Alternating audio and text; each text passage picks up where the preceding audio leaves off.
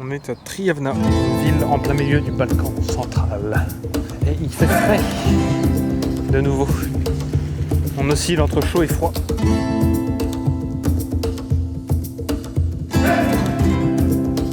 Sympa les bancs.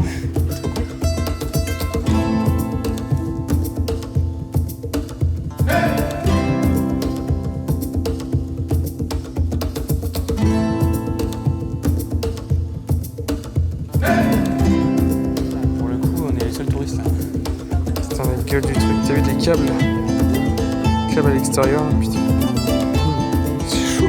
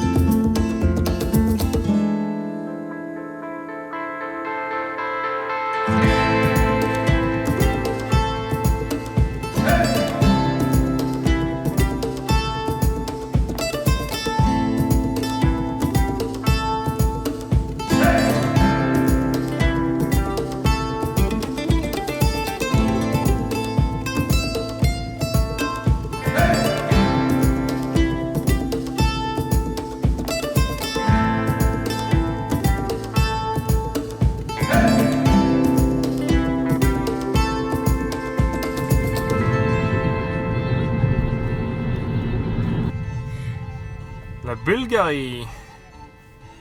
Ah, enfin en vrai c'est la première fois qu'on voit un troupeau aussi balèze. On a vu des chèvres aussi. Avec la musique folklore là, dans l'ambiance. Et quoi on fait comment? Bah on attend, on avance petit à petit mais on avance quand même. Vas-y mollo Il quoi. va les mettre sur le côté. Sans doute. Ils sont toutes les couleurs. Il va les mettre sur le côté.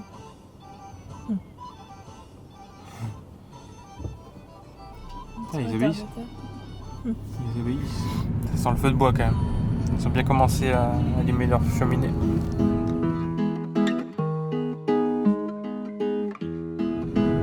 Ils ont récupéré leur camion dans des surplus militaires. Quoi. On est arrivé à Jeravna, le village touristique du coin. Enfin touristique, on est quasiment tout seul mais c'était le truc à voir dans le coin.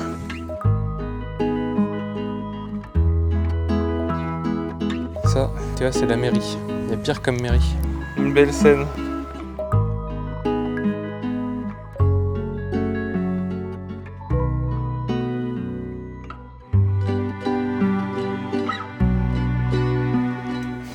Le bois est prêt pour l'hiver.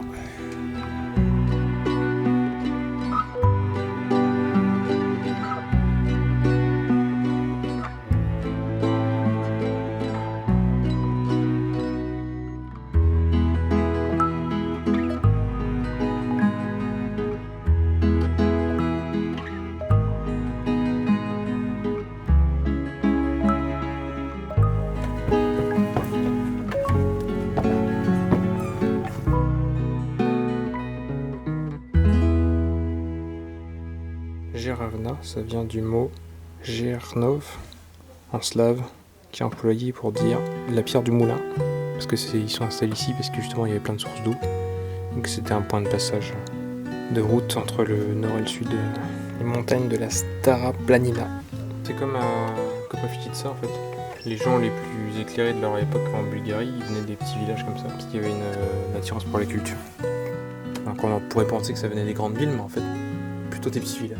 Du coup, quand les Turcs sont arrivés dans le village, ils ont considéré le village comme une réserve d'hommes. Du coup, ils payaient pas d'impôts, mais par contre, ils devaient fournir des soldats, un contingent de soldats, en échange de leur propriété sur les terres autour pour l'agriculture. C'est comme l'un des seuls pays de l'Union Européenne où tu peux trouver des magnettes avec Poutine dessus. C'est peut-être le seul.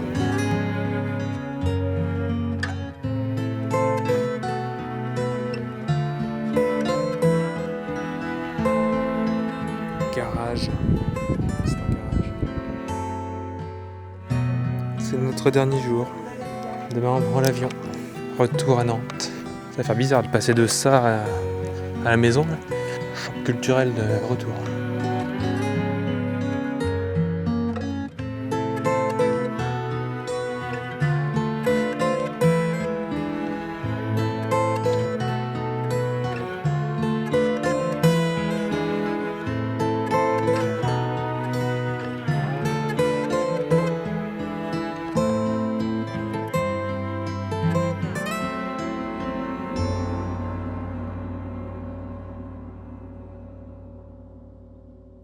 C'est fou, ça même dans les zones les plus perdues, t'as quand même une machine à café à l'extérieur. On est dans la maison de Yordan Yovkov. C'était un écrivain bulgare qui a participé à la Première Guerre mondiale. Et sa mère était illettrée. Le mec est passé de parents illettrés à écrivain. Tranquille.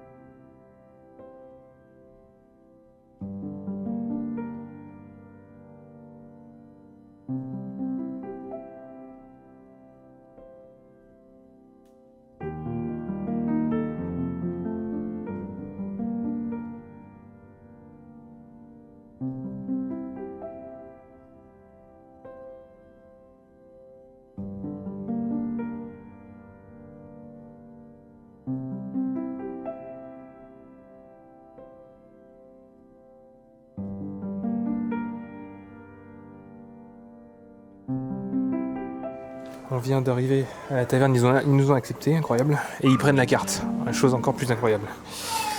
Parce qu'on n'a plus beaucoup de liquide, il faut qu'on le liquide, justement, le liquide. Et par contre, le seul bémol, enfin je sais pas si c'est un bémol, on verra. C'est le style du cuistot là, qu'on a vu à l'entrée. Il est torse-poil avec un tablier. Gin, non. Whisky, non.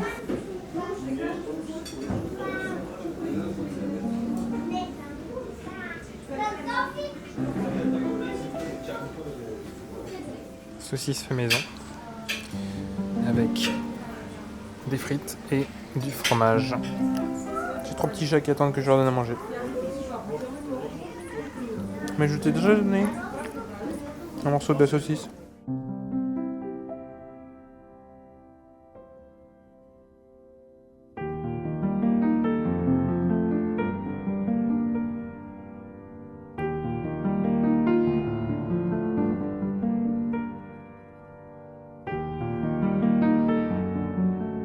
On a commencé avec un cognacier le premier jour, on termine avec un cognacier le dernier jour. Tu veux faire de la confiture de quoi?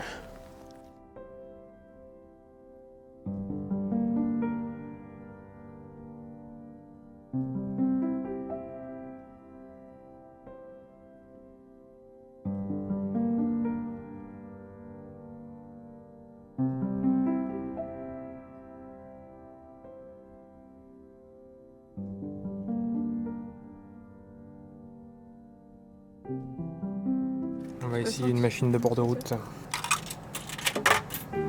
Cappuccino.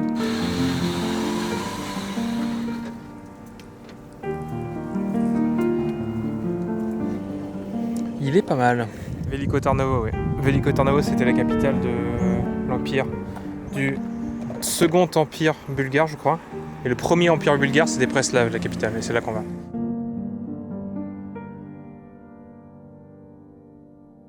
On est à Preslav. Et il en reste pas grand chose.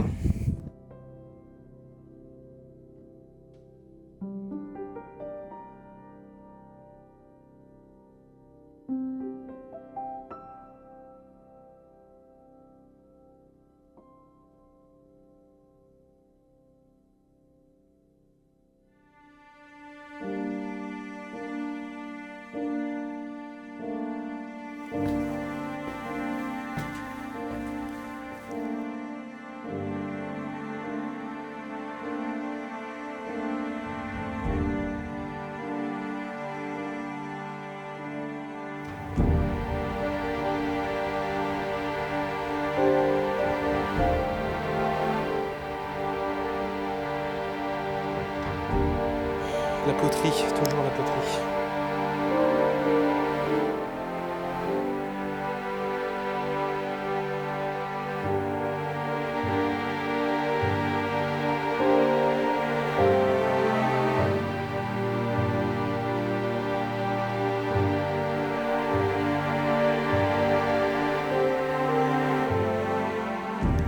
Il y a une petite partie du musée, en fait c'est le trésor des Bulgares de Preslav, avec des bijoux en or et d'émail. Mais on peut pas filmer, ni prendre de photos. Et évidemment, des poteries, parce que c'est le poterie trip. C'est au début du second royaume bulgare que Preslav a regagné un pouvoir stratégique, commercial et spirituel. Elle a regagné de la gloire jusqu'à ce qu'une nouvelle menace arrive du nord, les Tatars. On a commencé le voyage par un monument bizarre, on finit le voyage par un autre monument bizarre. C'est un monument en l'honneur des fondateurs de l'État bulgare. C'est assez balèze.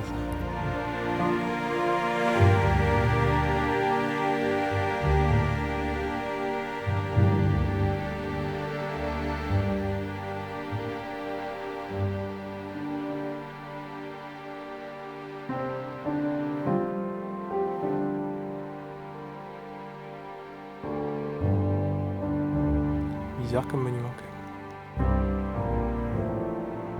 Ça a un style particulier quoi.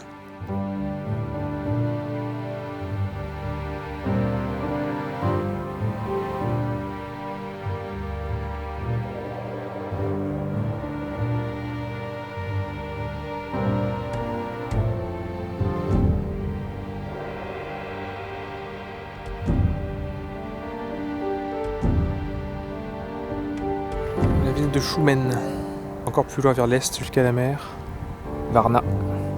C'est vers là qu'on se dirige maintenant. Dernier arrêt, à la forêt de pierre. On est tout proche de Varna.